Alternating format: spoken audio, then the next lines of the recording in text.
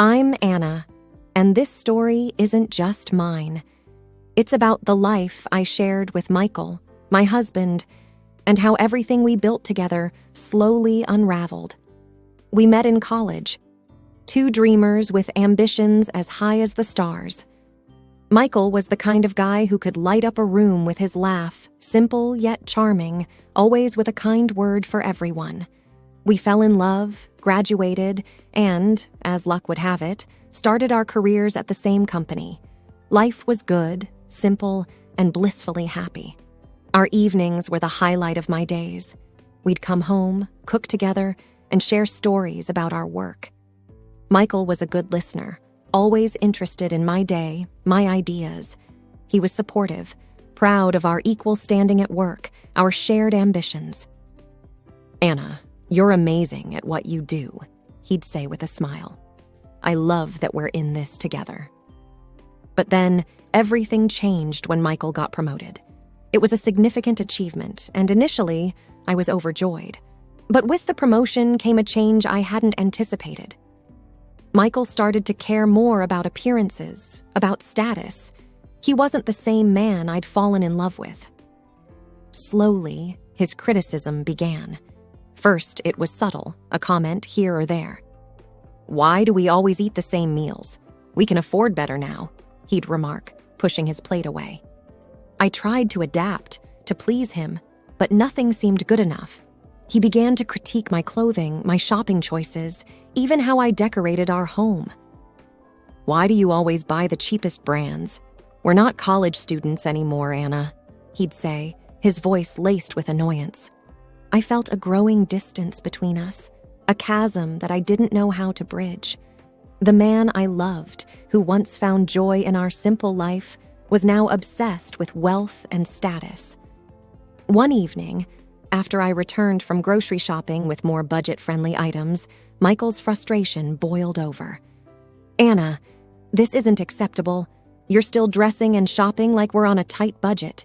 You don't match my status," he said coldly, his words cutting through me like a knife. His words lingered in the air, marking the end of our simple, happy days. That was the moment I realized how much he had changed, how much our life had diverged from the path we once walked together. It was the beginning of the end, the start of a journey I never expected to take. As days turned into weeks, the strain in our relationship only deepened.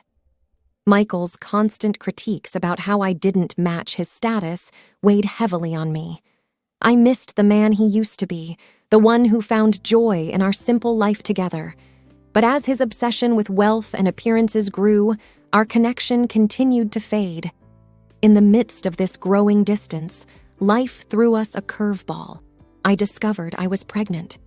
The news brought a mix of emotions, joy, fear, and a glimmer of hope that this might bring us back together. Michael's reaction to the pregnancy was surprisingly warm. His face, which had been etched with dissatisfaction for so long, lit up when I told him. "Really? We're going to have a baby?" he exclaimed, his voice filled with an excitement I hadn't heard in ages. For the first time in months, I saw a spark of the old Michael. During my pregnancy, he was attentive and caring, often checking in on me and ensuring I was comfortable. It felt like a breath of fresh air, a brief return to the days when we were a team. When our son, David, was born, Michael's joy was palpable. Holding David for the first time, he looked at me with tears in his eyes. "He's perfect, Anna. We made this beautiful boy," he said, his voice choked with emotion. The early days with David were a blur of sleepless nights and new routines, but they were also filled with moments of tenderness and joy. Michael, despite his busy schedule, tried to be there for David's first milestones. Watching him with our son, I saw glimpses of the man I had fallen in love with. With David's arrival, our relationship found a temporary peace. The arguments and criticisms subsided, replaced by shared moments of wonder over our son. It was as if David's presence healed some of the fractures in our marriage. I cherished this period, hoping it would last, that maybe this was the turning point we needed. But deep down, I couldn't shake the feeling that this was just a brief respite, a calm before another storm. For now, though, I held on to the hope that our family could find its way back to the happiness we once knew. Life with a newborn was a whirlwind, and for a while, it seemed to bridge the gap between Michael and me. But as David grew and the novelty of new fatherhood faded for Michael, the old patterns began to resurface. Michael's work consumed him more than ever, and when he was home, his attention was more focused on showing off David than actually bonding with him. He would buy our son the most expensive toys and clothes, things a toddler would never appreciate. One evening, I found Michael online, browsing through a list of elite preschools. He didn't even look up as I entered the room. "Anna, I'm thinking of enrolling David in St. James Academy. It's the best in the city," he said, not asking but telling. I sat beside him, trying to keep my voice calm. "Michael, he's just 2. Do we really need to send him to such an expensive school?" He finally looked at me, his expression one of disbelief. "Of course, we do. He's my son. He deserves the best." "But he needs time to be a kid, Michael. Love and attention, not just the most expensive things," I argued, feeling a familiar frustration. Michael shook his head, dismissing my concerns. "You don't understand, Anna. It's about giving him opportunities I never had." This was our new normal. Conversations turned into debates, and debates into arguments. It felt like we were speaking different languages. I longed for the days when our dreams and values aligned. The distance between us wasn't just emotional, it became physical. Michael often returned late from work, long after David and I had dinner. One night, when he came home at an ungodly hour, I couldn't hold back my frustration. "Michael, it's past midnight. You missed dinner again? David asked about you," I said, my voice laced with exhaustion. He shrugged off his coat, weary yet indifferent. "I'm the head of the department now, Anna. These late nights are just part of the job." "But what about us, Michael? What about your family?" I pleaded, hoping to reach some part of the man I married. He paused, his face a mix of fatigue and annoyance. "I'm doing all this for our family, Anna. You and David are living comfortably because of my hard work." I wanted to argue, to tell him that comfort wasn't just about money, but I was too tired. It was the same argument, and I knew I couldn't change his mind. As I lay in bed that night, listening to the faint clicks of his laptop from the other room, I realized that our little family was drifting apart. My husband, once my partner in every aspect of life, was now a stranger living under the same roof, connected only by a shared past and a son who deserved better than this growing void between his parents. It was during one of those long, silent evenings that I made a decision. I needed to go back to work, to find a piece of the woman I used to be before the distance with Michael grew too vast. The perfect opportunity came when a position opened up at my old company, the same place where Michael and I had started our journey together.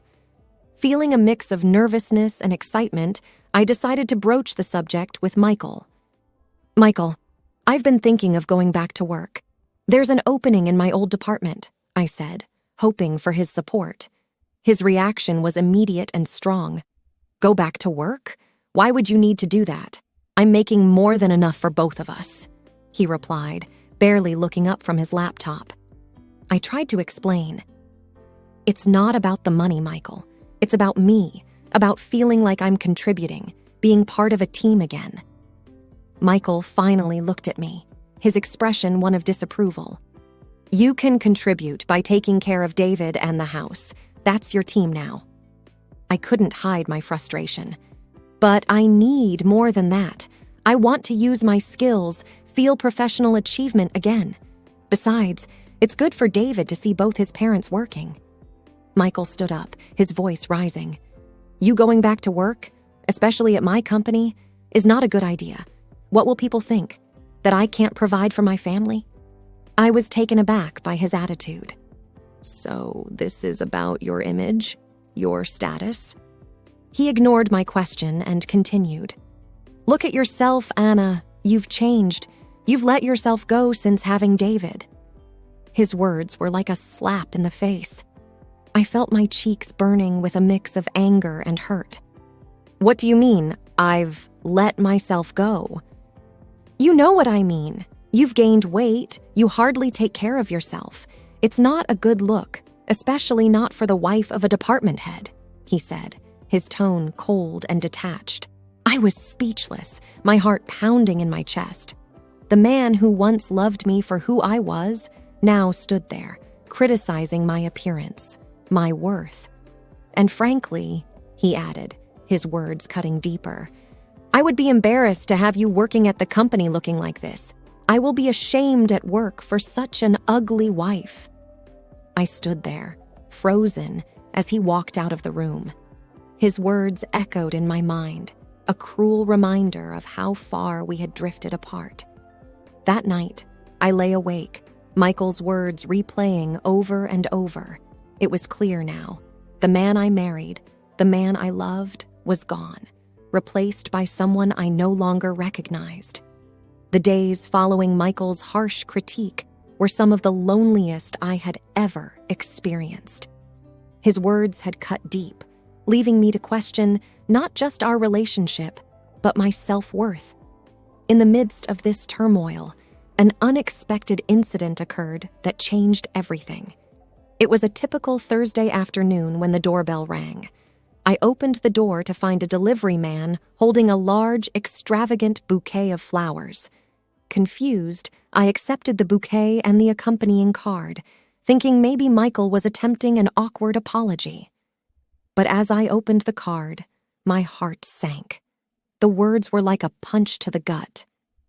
"To the most beautiful and perfect woman in the world, with the most charming youth and slender waist, which can be embraced with 2 hands."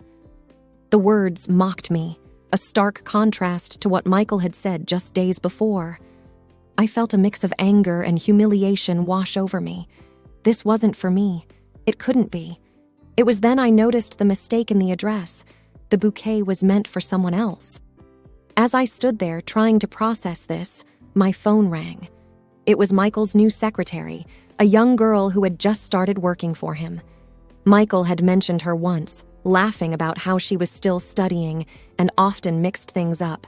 "Mrs. Smith, I'm so sorry. I think I've made a terrible mistake," she said, her voice anxious. "What mistake?" I asked, though I already had an idea.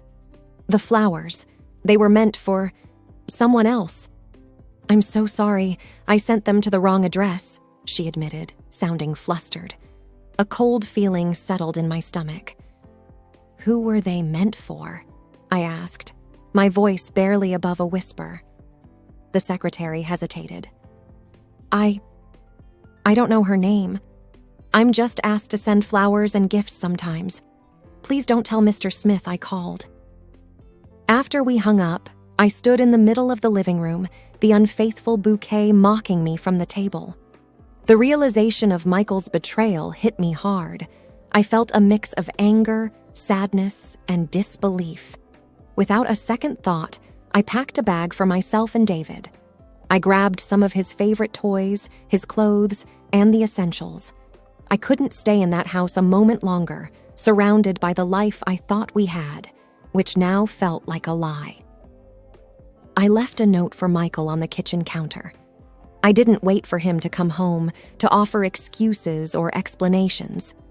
I took David, who was confused but excited for an impromptu visit to Auntie's house, and left. Driving to my sister's place, I felt a strange mix of relief and heartache. The life I had known was crumbling, but I knew I needed to get away, to find some space to think and to protect David from the fallout. That evening, as I sat in my sister's living room, lost in thought, Michael showed up unexpectedly. He looked frantic, a stark contrast to his usual composed self. "Anna, why did you leave? Why did you take David?" he asked, his voice tinged with a mix of concern and anger. I confronted him directly. "Why? Maybe because of the bouquet sent to your mistress, mistakenly delivered to your wife," I said, my voice steady but filled with hurt. Michael's face fell. That was a misunderstanding. The secretary, she made a mistake. I swear, there's nothing going on.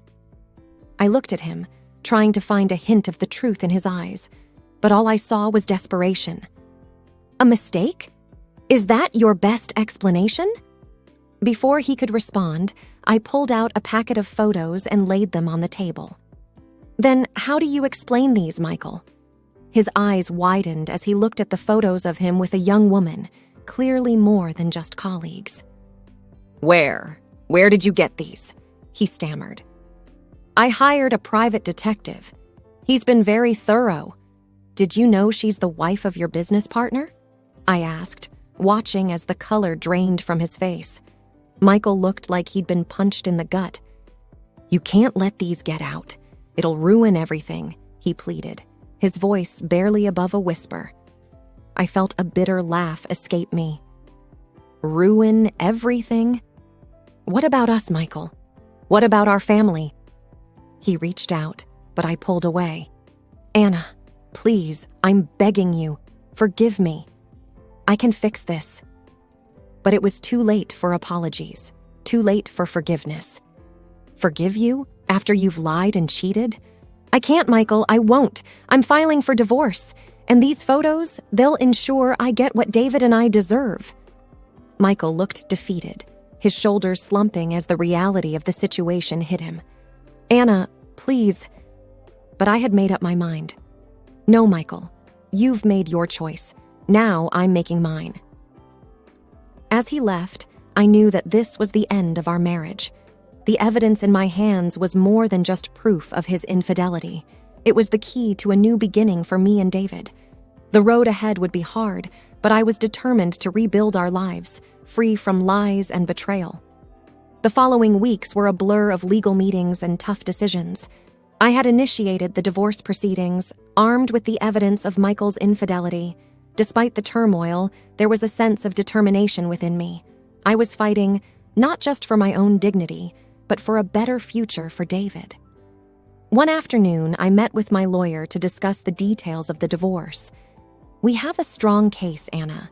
The evidence you provided is more than enough to ensure a favorable outcome for you and David, she said, her voice confident. I nodded, feeling a mix of relief and sadness. I just want this to be over. I want to ensure that David is taken care of. My lawyer assured me, we'll make sure of that. You'll have custody, and with Michael's position, child support won't be an issue. As the days passed, the reality of my new life began to set in. I was going to be a single mother, a role I never anticipated. But I also felt a growing sense of empowerment. I was making decisions, standing up for myself and my son. The final hearing was a tense affair. Michael and I sat on opposite sides of the courtroom, the air thick with unspoken words. When the judge granted the divorce, citing Michael's infidelity, I felt a weight lift off my shoulders.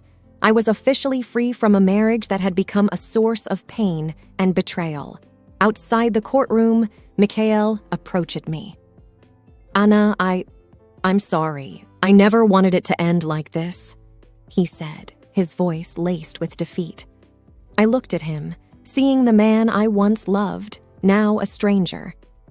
It didn't have to be this way, Michael, but you made your choices. He nodded, a look of resignation on his face. I just hope one day you can forgive me, for David's sake. I took a deep breath. I'll always do what's best for David. But as for us, there's nothing left to say. Walking away from the courthouse, I felt a sense of closure. The divorce was not just the end of my marriage, but the beginning of a new chapter. I had stood up for myself, fought for what was right, and in the end, I had come out stronger. The finalization of the divorce marked the start of a new chapter in my life. It was a time of rebuilding, not just for me, but for David as well. We had both been through so much, and now it was time to look forward to a future that was ours to shape. One sunny afternoon, as David played in my sister's backyard, I sat with her on the porch, a cup of coffee in hand. "You know, I never thought I'd be here, starting over like this," I said, watching David chase butterflies. My sister, always my rock, smiled at me. "But you're not just starting over, Anna. You're starting fresh. There's a difference. You're stronger now, more aware of what you want and don't want." I nodded, feeling the truth in her words. "Yeah, I guess you're right. It's all so overwhelming at times." She reached over, squeezing my hand. "It's going to be okay. You've got this, and you've got us, always." I smiled, grateful for her support. "Thanks. I don't know what I'd do without you." As the days turned into weeks, I began to find my footing again. I returned to work, where I was greeted with warmth and understanding. It felt good to be back, to be productive and to engage with colleagues who respected and valued me. David, too, was adjusting. He missed his father, but we made sure he had regular visits. I wanted to ensure that, despite everything, he had a relationship with Michael. After all, whatever had happened between Michael and me, he was still David's dad. One evening, as I tucked David into bed, he looked up at me with his big, innocent eyes. "Mommy, are you happy?" he asked, his voice soft. I kissed his forehead, feeling a surge of love for my little boy. "Yes, David, I am. And I want you to always be happy too." He smiled, a sleepy, content smile. "I am, Mommy. I love you." "I love you too, sweetheart." "More than anything," I whispered, turning off his light. That night, as I lay in bed, I thought about the journey I had been on. I thought about the future, uncertain but promising. I had dreams to chase, a career to build, and a beautiful son to raise. The road ahead wouldn't always be easy, but I was ready to face it head on. As I drifted off to sleep, I realized that this wasn't just a new beginning. It was a chance to write my own story, on my own terms. And with that thought, I welcomed the challenges and opportunities that lay ahead, ready to embrace them with an open heart and a newfound strength.